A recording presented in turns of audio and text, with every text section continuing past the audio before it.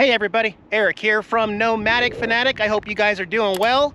To those of you new to my channel, because I believe this video I'm gonna get some new viewers, I travel in a Class C RV with my two kitties, and I'm currently hauling my 2012 Harley Softail Slim in this 6x12 trailer. And today I want to show you that trailer, show you the inside, show you how I turned it into a custom Harley hauler in there with power and a little garage and everything I did to make it more comfortable on the road. So thanks for joining me, guys. I will be uploading this video with some Nomad internet. You'll find a link below for unlimited mobile internet on the road, except for right here where there's literally no service no matter what.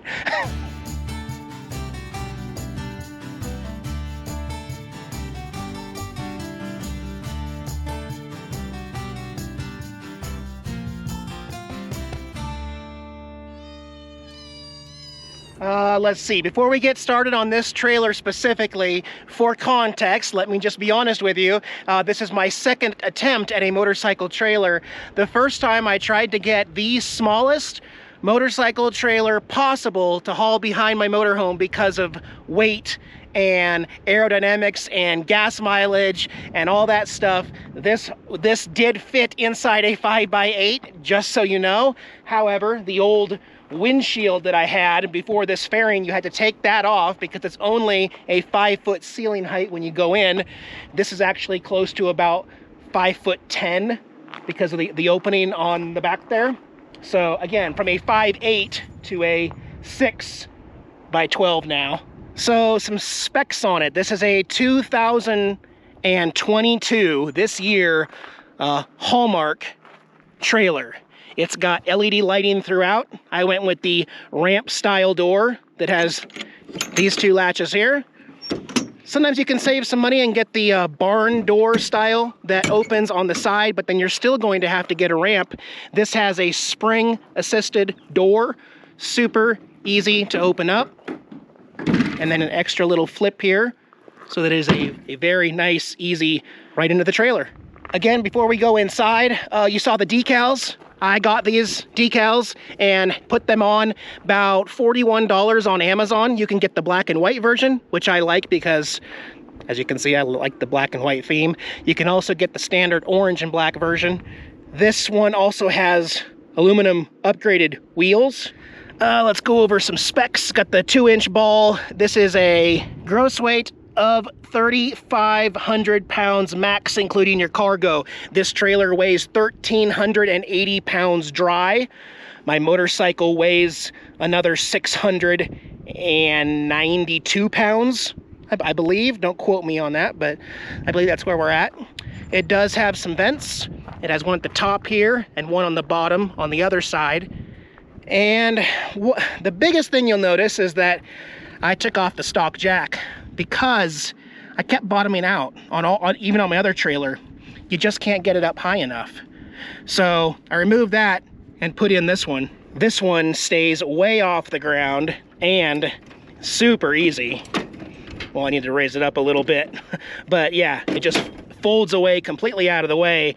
I'll bottom out on the chains before I bottom out on any part of the jack. Let's see, also on the outside, it comes with a very wide side door. This is an RV style side door with a deadbolt and a lock for this part right here.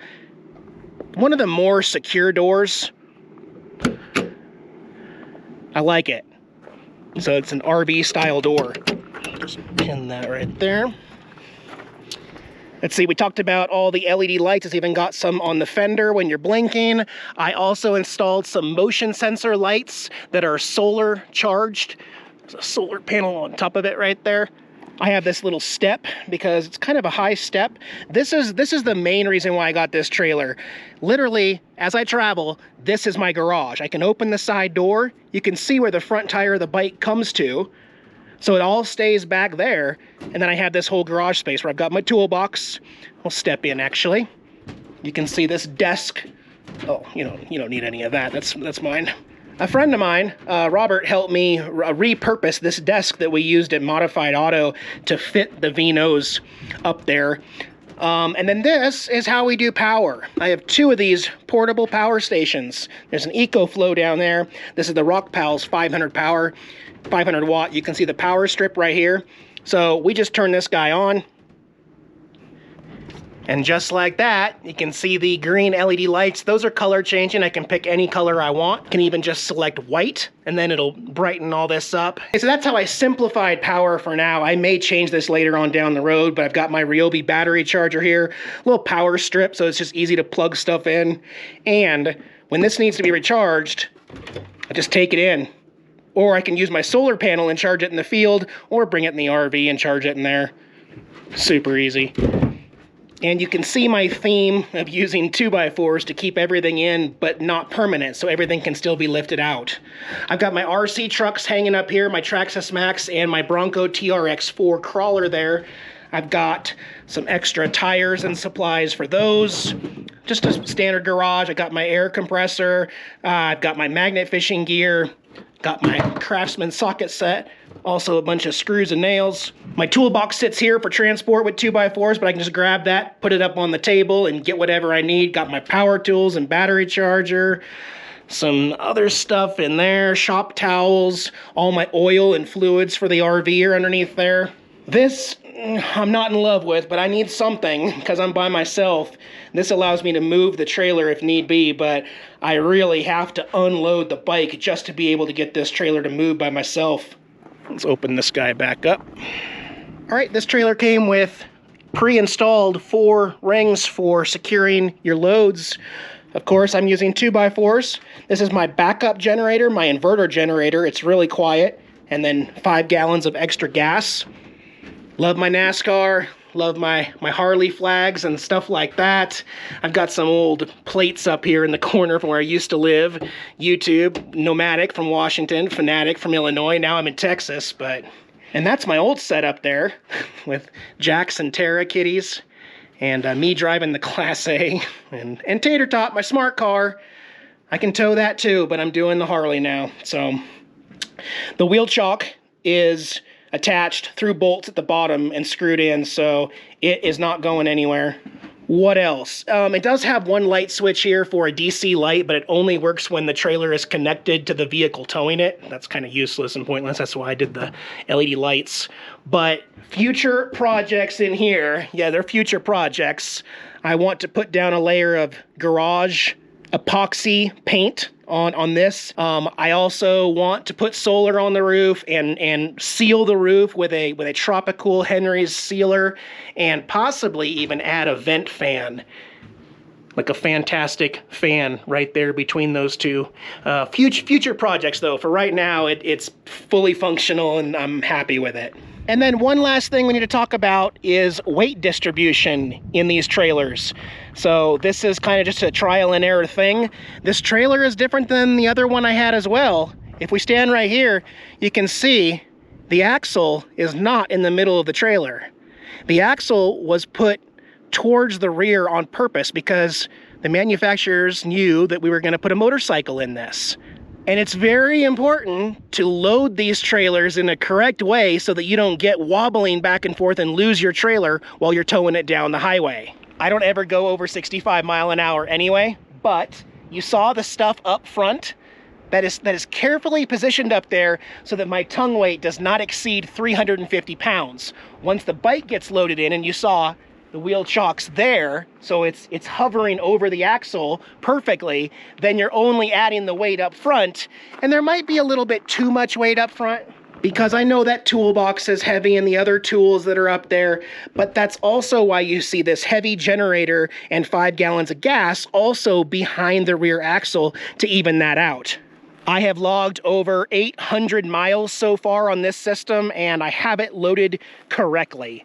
Now, that might change if I were to haul this trailer empty. If I ever had to haul this trailer empty, like drop off my bike and drive it empty, I might move some of this to behind the axle just to even out that weight and everything. She also needs a bath.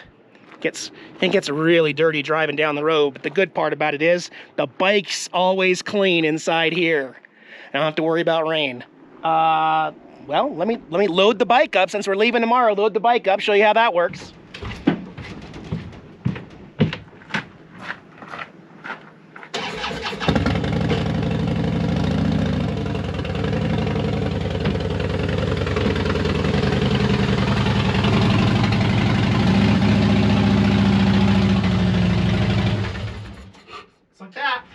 Once I drive it up into the wheel chock, it's steady. I can get off and work on my straps.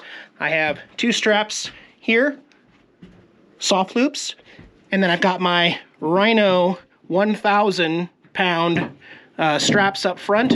We did add some new D-rings that are also bolted through up here because it would have defeated the whole purpose of having this open space if this had to go to the stock ring up there, you know? So now this goes to here. I do take these off when I'm riding the bike, and I just leave them in here.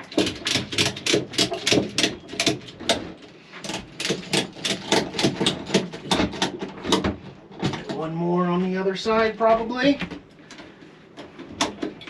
Oh yeah, good and tight. Some people will strap the handlebars down and use the bike's suspension. Like when you're driving over bumpy roads, the bike is going to be moving up and down the forks because you strap the handlebars. I used to do that myself till I blew out fork seals. So, and plus, the less room the bike has to wiggle, the less you're going to have a problem. I highly suggest closed loop straps either way though. That way if there is some bouncing back here, these can't pop off. Closed loop is a must. And then I do the back as well, go through the back tire and go like that. Then once on the road, I stop every 50 miles or so, check them all. Usually I don't have a problem. Sometimes the front ones get a little loose. Lastly, this might be a popular question, security issues. You know, Eric, what's gonna keep somebody from stealing your bike? Well, again, nothing is theft proof, right? But you can get, I like these Brinks round locks because it leaves a lot less exposed for somebody to actually come up and tamper with them. Also, there's 2 of them, but also, you know, I've got another security light there, right? I've got that security light there, and I'm living in the RV. So how brave do you really want to be? You can see, camera right there, cameras recording 24/7, not only to my DVR, but also uploaded to the cloud, okay? So there's some warnings and indications to try to detour people from doing something stupid, but my head is right here. So if you think you're gonna use some kind of a tool or a power tool and mess with something out here, well, you're gonna have a little rude awakening. So, I mean, I do have an aftermarket bike alarm installed on my Harley, which once I go to bed, I turn that on. It disengages the power. You can't start it. It also has tip-proof, shock-proof stuff, so the alarm will wail if someone were to mess with it or even move this trailer. And I'm only 4 feet away right here if something happens. Of course, I like this RV-style door. I still feel like this is the weakest link on the whole thing, but it does have 2 locks. And again, I'm gonna hear somebody trying to pry open something, you know what I mean? I'm not saying do what I do and all that stuff, but I do have a hitch lock here. When it is disconnected, which is very, very rarely, if there's a campground where somewhere I can't fit it, I also have the ball lock here, and I will chain it to a post or a fence as well. I have locking pins on both sides, lock there. Also, a locking pin right there, okay? That's how I do it, guys. If you guys have any questions, or if you have some tips or comments or suggestions or something I could do better, something I've forgotten or something, please leave me a comment in the comment section below. I'll try to get back to you, and we'd appreciate that input. That is my Harley trailer. Thanks for watching, guys. Bye-bye.